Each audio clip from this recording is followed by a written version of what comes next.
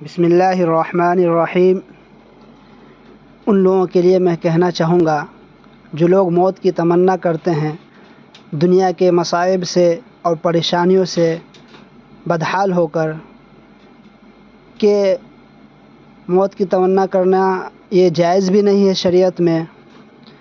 جو لوگ گھبرا کر یہ کہتے ہیں کہ مر جائیں گے، جو لوگ گھبرا کے یہ کہتے ہیں کہ مر جائیں گے، مر کے بھی چین نہ آئے تو کدھر جائیں گے۔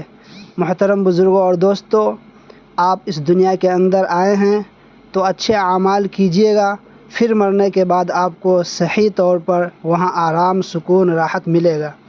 اگر آپ دنیا سے یوں ہی پریشانیوں سے، مصیبتوں سے، آفتوں سے پریشان ہو کر موت کی تمنا کریں گے تو آپ کے لیے مرنے کے بعد بھی یہ کوئی ضروری نہیں کہ آپ وہاں راحت و سکون کے ساتھ زندگی گزار سکیں گے۔